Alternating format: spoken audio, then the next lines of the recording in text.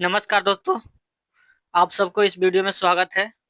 तो दोस्तों आपके लिए लाए हैं मध्य एशिया से भारत से संपर्क, जो आपके हिस्ट्री में है, एशियंट हिस्ट्री में है, उससे रिलेटेड 20 ऑब्जेक्टिव प्रश्न आपके लिए लाए हैं। और ये चैप्टर बाय चैप्टर हम सभी के लिए करा रहे हैं। और खासकर यूपीएससी बीपीएससी जितने छात्र हैं, जितने भी भाई और बहनें हैं, उन सभी तैयारी कर रहे हैं 2025 या 26 या 27 के लिए। तो ये प्रश्न बहुत ही महत्वपूर्ण है। तो चलिए आज की क्लास शुरू करते हैं। क्लास शुरू करने से पहले अगर आप लोग चैनल पर नए हैं तो चैनल को सब्सक्राइब और लाइक और शेयर करके, और अ, खासकर टेलीग्राम चैनल पर जुड़ जाइए, वहां पे आप लोगों को इससे पीडीएफ मिलते रहेगा। तो चलिए शुरू करते हैं आज की क्लास। सरस्वती माता का नाम लेके कमेंट में यस लिखो कि आज क्लास शुरू हो गया, हिस्ट्री लिखो। चलिए आगे बढ़ते हैं। आपका पहला प्रश्न है, पूछा जा रहा है, भारत और मध्य एशिया के बीच प्राचीन काल में संपर्क का मुख्य माध्यम क्या था? तो देखिए दोस्तों, भारत आपका नीचे है और मध्य एशिया आपका ऊपर है। तो आप लोग पूछा जा रहा है कि इसके बीच कौन सा मार्ग था जो लोग लोग व्यापार करने जाते थे? ऑप्शन ए में समुद्री मार्ग से, ऑप्शन नंबर बी में वायु मार्ग से, ऑप्शन नंबर सी में स्थल मार्ग से यानी सड़क मार्ग से, ऑप्शन नंबर डी में उपग्रह संपर्क से। चलिए दोस्तों आपके पास चार ऑप्शन है। चलिए अगर उत्तर आप लोगों को पता है तो आप लोगों को 5 सेकंड का टाइम है। चलिए तो दोस्तों ये न समुद्री मार्ग उतना पे प्रचलित है, नहीं वायु यानी कि एयरप्लेन से भी नहीं प्रचलित है ये, नहीं और नहीं उपग्रह से प्रचलित है। ये दोस्तों आपका राइट आंसर है, ऑप्शन नंबर आपका सी। ये स्थल मार्ग से व्यापार कहते हैं, जो सिल्क रोड कहता है। चलिए दूसरा नंबर प्रश्न आपके सामने हाजिर हो गया। चलिए, भारत और मध्य एशिया को जोड़ने वाला प्रमुख प्राचीन मार्ग कौन सा है? पूछा जा रहा है आपसे। भारत और यहाँ पे मध्य एशिया हो गया और यहाँ भारत हो गया, तो इन दोनों को जोड़ने वाला है, उसका नाम क्या है? चलिए दोस्तों बताइए आप लोग। ये मध्य हो गया, ये इंडिया हो गया। चलिए दोस्तों आप लोग बताइए उत्तर। ऑप्शन नंबर ए में है सिल्क रूट से, ऑप्शन नंबर बी में है जीटी रोड के माध्यम से, ऑप्शन नंबर सी में है उत्तर दक्षिण कॉरिडोर से, ऑप्शन नंबर डी में है पश्चिमी कॉरिडोर से। चलिए आपके पास चार ऑप्शन है दोस्तों। अगर उत्तर आप लोगों को पता है तो आप लोगों को 5 सेकंड का टाइम दिया जाता है आप लोगों को उत्तर बताने के लिए। चलिए तो दोस्तों इसका राइट आंसर है ऑप्शन नंबर आपका सिल्क रूट से जाता था व्यापार करने के लिए। भारत और मध्य एशिया के बीच जोड़ने वाला जो रोड है, यानी रोड है, वो सिल्क रूट कहा जाता है। यानी रोड को नाम क्या है? सिल्क रूट, याद रखिएगा आप लोग। चलिए आगे हम लोग बढ़ते हैं। और खासकर अभी तक टेलीग्राम चैनल पर नहीं जुड़े हैं तो जुड़ जाइए। आपको इस चैनल के डिस्क्रिप्शन में लिंक दिया हुआ है, वहां पे आप लोग अगर कोई पूछना है खासकर तो इंस्टाग्राम के आईडी पे जाके जुड़िए और वहां पे आप पूछ सकते हैं। तो चलिए यहाँ पे तीसरा नंबर प्रश्न आ गया, किस माध्यम एशिया आक्रमणकारी ने भारत पर सबसे पहले आक्रमण किया था? यहाँ पे आप लोगों से पूछा जा रहा है, किस माध्यम से एशियाई आक्रमणकारी ने भारत पर सबसे पहले आक्रमण किया किया था? बताइए दोस्तों, वो कौन व्यक्ति, यानी एशिया के कौन मध्य एशिया के कौन व्यक्ति थे जो भारत पर सबसे पहले आक्रमण किए थे? ऑप्शन नंबर ए में बाबर, ऑप्शन नंबर बी में Mahmud Ghazni, option number C में Changez Khan, option number D में सिकंदर। चलिए दोस्तों आप लोग बता सकते हैं उत्तर। चलिए आप लोगों को 5 सेकंड का टाइम दिया जाता है उत्तर बताने के लिए। चलिए चलिए दोस्तों उत्तर अगर आप लोग जानते हैं तो बताइए। तो दोस्तों इसका राइट आंसर है ऑप्शन नंबर ये। सबसे पहले जो भारत में मध्य एशिया के जो शासक थे, सबसे पहले कौन आए थे यहाँ पे भारत में? तो ये दोस्तों महमूद गजनी ने सबसे पहले भारत पर आक्रमण किया था। चलिए आगे हम लोग बढ़ते हैं। चलिए आपके पास आ गया 7वां नंबर प्रश्न। तो दोस्तों आपके पास 7वां नंबर प्रश्न आपके पास हाजिर हो गया। चलिए 7वां नंबर प्रश्न आप लोग पढ़िए। कहा जा रहा है, बाबर कहाँ से भारत आया था? यानी जो बाबर था आपके भारत राज्य में, जो बाबर ने राज किया, वो बाबर शासक था, वो कहाँ से आया था? ऑप्शन में समरकंद में, समरकंद से, ऑप्शन नंबर बी में फरगाना से, ऑप्शन नंबर सी में तस्कंद से, ऑप्शन नंबर डी में बुखारा से। चलिए अगर उत्तर आप लोगों को पता है तो कमेंट में जरूर बताइए। आप लोगों को 5 सेकंड का टाइम दिया जाता है। चलिए दोस्तों आप लोगों को 5 सेकंड का टाइम दिया जाता है। चलिए दोस्तों उत्तर बताइए आप लोग। तो दोस्तों इसका राइट आंसर है, आप लोगों को 5 सेकंड का टाइम देते हैं। अगर उत्तर आप लोगों को पता है तो बताइए, नहीं तो हम बताते हैं। तो दोस्तों इसका राइट आंसर है ऑप्शन नंबर ये, फरगाना से। बाबर कहाँ से आया था? तो याद रखिएगा ये फरगाना से आया था और ये मध्य एशिया से आया था। चलिए आपके पास 8वां नंबर प्रश्न आ गया सामने। चलिए इन प्रश्न का उत्तर आप लोग पढ़िए। पहले पढ़िए 8वां नंबर प्रश्न क्या कह रहा है। भारत और मध्य एशिया के बीच सांस्कृतिक आदान प्रदान में किस धर्म का महत्वपूर्ण भूमिका निभाया गया है। भारत और मध्य एशिया के बीच जो संस्कृति है यानी कल्चर है, उनको आदान प्रदान किए गए हैं, तो किस धर्म में महत्वपूर्ण भूमिका निभाया है, वो धर्म के माध्यम से आदान प्रदान किया गया है। तो ऑप्शन नंबर में बौद्ध धर्म, ऑप्शन नंबर बी में ईसाई धर्म, ऑप्शन नंबर सी में इस्लाम धर्म, ऑप्शन नंबर डी में है जैन धर्म। चलिए आपके पास 4 ऑप्शन है। अगर उत्तर जानते हैं तो आप लोगों को 5 सेकंड का टाइम दिया जाता है, आप लोग कमेंट में बता सकते हैं उत्तर। चलिए दोस्तों बताइए, वो कौन सा धर्म है जो भारत और मध्य एशिया के बीच संस्कृति का आदान प्रदान यानी आना जाना लगा रहा है। चलिए तो दोस्तों इसका राइट आंसर है ऑप्शन नंबर आपका ए, यानी बौद्ध धर्म ने इसका बहुत महत्वपूर्ण भूमिका निभाया है। ये धर्म ने सगरों मध्य एशिया से लेके यानी कि श्रीलंका और यानी यूरोप तक इसने बहुत प्रचार किया है। चलिए आगे हम लोग बढ़ते हैं। चलिए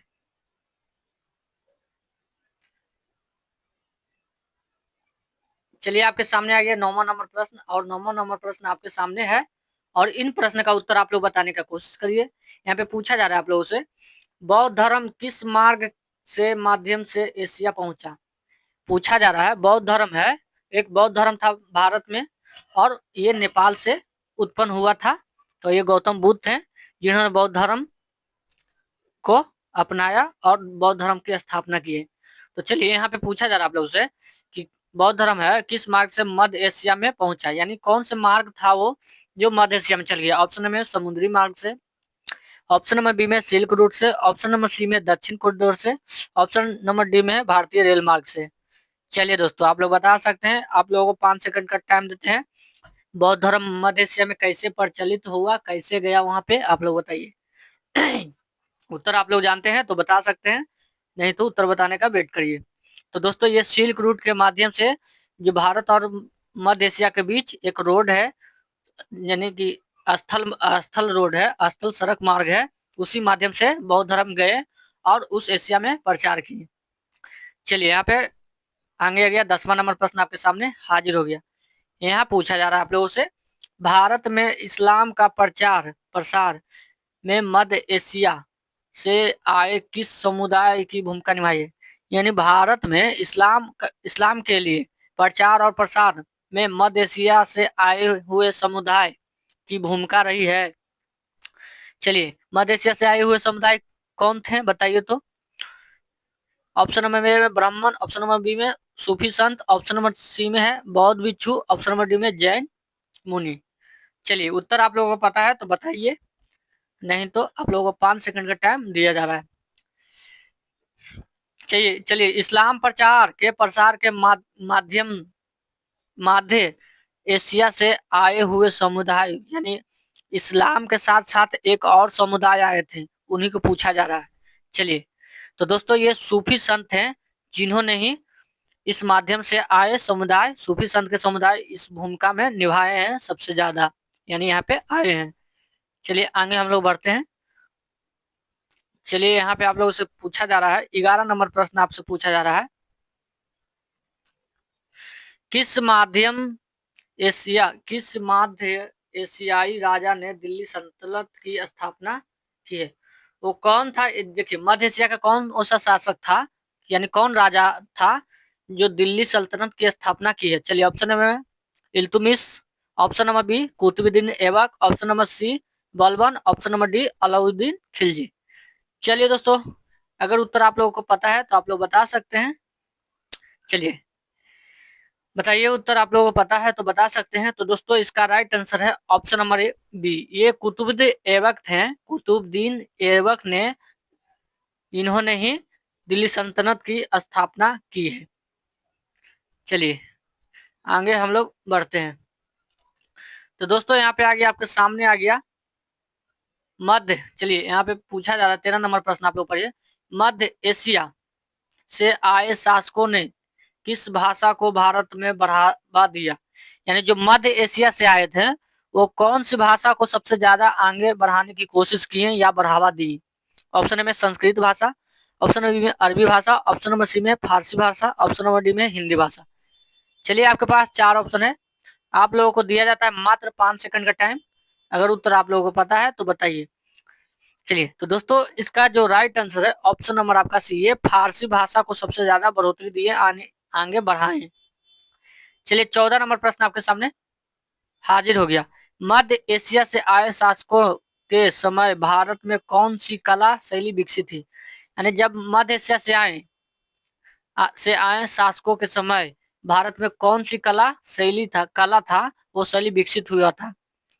चलिए ऑप्शन ए में राजस्थानी कला, ऑप्शन नंबर बी में मुगल सत्यापथ कला, ऑप्शन नंबर सी में द्रविड़ शैली कला, ऑप्शन नंबर डी में गुप्त शैली कला। चलिए मध्य एशिया के आने के समय कौन सी कला विकसित हुई थी? तो वो दोस्तों ऑप्शन नंबर आपका मुगल सत्यापथ कला विकसित हुआ था। चलिए आगे हम लोग बढ़ते हैं। अभी तक चैनल पर नए हैं, चैनल को सब्सक्राइब नहीं किए हैं तो चैनल को सब्सक्राइब और लाइक और शेयर करें। चलिए ताकि आपका मोटिवेट और हमारा मोटिवेट बना रहे। यहाँ पे कहा जा रहा है 15 नंबर आप लोग प्रश्न पढ़िए। तैमूर किस बरस आया था? यानी तैमूर था किस बरस भारत आया था? आप लोगों से पूछा जा रहा है। तैमूर एक शासक था जो मध्य एशिया से आया था, वो किस बरस आया था? ऑप्शन में 1398 में, ऑप्शन नंबर बी में 1526 में, ऑप्शन नंबर सी 1206 में, ऑप्शन नंबर डी 1192 में। चलिए आप लोगों को 4 ऑप्शन दिया गया है, अगर उत्तर जानते हैं तो आप लोगों को 5 सेकंड का टाइम दिया जाता है। चलिए तो दोस्तों इसका राइट आंसर है ये 1398 में तैमूर जो था वो आया था। चलिए आगे हम लोग बढ़ते हैं। 16 नंबर प्रश्न आपके सामने हाजिर हो गया। चलिए 16 नंबर प्रश्न पढ़िए। भारत और मध्य एशिया के बीच किस काल में व्यापार सबसे अधिक हुआ था? भारत और मध्य एशिया के बीच किस काल में व्यापार सबसे अधिक हुआ था? चलिए कौन सा काल है जिसमें व्यापार होना सबसे अधिक हो गया था? भारत और मध्य एशिया के बीच कौन सा वो काल है जो व्यापार करना सबसे अधिक हो गया? चलिए ऑप्शन नंबर ए में वैदिक काल में, ऑप्शन नंबर बी में गुप्त काल में, ऑप्शन नंबर सी में मौर्य काल में, ऑप्शन नंबर डी में मंगल काल में। चलिए आपके पास 4 ऑप्शन है, वो कौन सा काल है जो सबसे ज्यादा व्यापारी को बढ़ावा दिया, यानी सबसे अधिक व्यापार हुआ? चलिए दोस्तों तो इसका राइट आंसर है ऑप्शन नंबर आपका डी, ये मंगल काल में सबसे ज्यादा मध्य एशिया और भारत के बीच व्यापार हुआ था। चलिए आगे बढ़ते हैं। चलिए दोस्तों आपके पास आ गया 17 नंबर प्रश्न, और 17 नंबर आपके सामने प्रश्न हाजिर हो गया। देखिए हम यहाँ पे आप लोगों से टाइम वेस्ट नहीं करते हैं, सीधे क्वेश्चन पर लेके आते हैं और क्वेश्चन के माध्यम से आप लोगों को समझाने के प्रयास करते हैं। यदि आपको समझ में ना आए तो कमेंट में हमारे जरूर कहें कि नहीं समझ में आया, और समझ में आया तो यस कहिए। तो यहाँ पे पूछा जा रहा है 17 नंबर प्रश्न कि भारत में बाबर की विजय किस युद्ध से हुई थी? भारत में बाबर की विजय किस युद्ध से हुई थी? ऑप्शन ए में पानीपत के प्रथम युद्ध से, ऑप्शन नंबर बी में है पानीपत का द्वितीय युद्ध से, ऑप्शन नंबर सी में खनावा के युद्ध से, ऑप्शन नंबर डी में घाघर युद्ध से। चलिए आपके पास 4 ऑप्शन है दोस्तों, आप लोगों को दिया जाता है मात्र 5 सेकंड का टाइम। भारत में बाबर की विजय किस युद्ध में हुई थी? जो बाबर लड़ा था वो कौन से शासक थे? चलिए चलिए दोस्तों आप लोग बताइए बाबर ने किसको हराया था, बताइए तो आप लोग। ये दोस्तों 17 नंबर प्रश्न का आपका ऑप्शन नंबर ए पानीपत का हराया था, जो 1526 में हुआ था पानीपत। इसने बाबर हराया था, किसको हराया था आप लोग? तो चलिए तो ये किसको हराया था इसको कमेंट में बताना है आप लोगों को, तभी तो आप लोग बीच बीच में HW मिलता रहेगा। और ऐसे ही आप लोगों को बताना है बाबर किसको हराया था पानीपत का 1526 में प्रथम युद्ध हुआ था, और पानीपत में कौन वो शासक भारत के था जिसे हराया था बाबर ने। चलिए आगे हम लोग बढ़ते हैं। चलिए यहाँ पे पूछा था किस मुगल शासक ने मध्य एशिया को पुनः जीतने का प्रयास किया था? देखिए किस और वो कौन मुगल शासक है जो मध्य एशिया को पुनः यानी दोबारा जीतने के लिए प्रयास किया था? ऑप्शन में बाबर, ऑप्शन नंबर बी में अकबर, ऑप्शन नंबर सी में जहांगीर, ऑप्शन नंबर डी में हुमायूं। चलिए दोस्तों आपके पास 4 ऑप्शन है, आपको दिया जाता है मात्र 5 सेकंड का टाइम। अगर उत्तर जानते हैं तो कमेंट में बताइए, नहीं जानते कमेंट में बताने से आपको यह फायदा होगा कि आप लोगों को माइंड में घुसा रहेगा, यानी माइंड में आते जाते रहेगा और प्रश्न आपके सामने रहेगा, फिर भी आप सही करके चलिए जाएगा। कि क्योंकि आपने टाइप किया है कमेंट पर।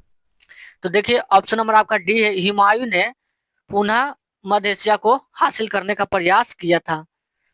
चलिए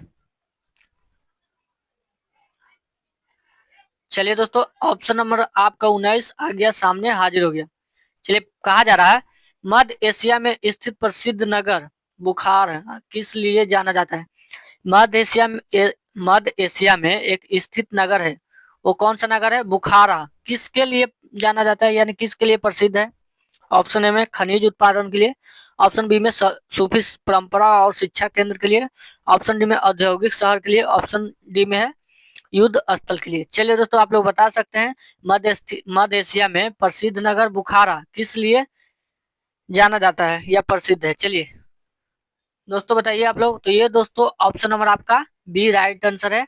सूफी परंपरा और शिक्षा केंद्र के लिए ये प्रसिद्ध है। ये कौन शहर है, बुखारा शहर है। ये कौन, बुखारा शहर है, जो सूफी संत और परंपराओं और शिक्षा केंद्र के लिए प्रसिद्ध है।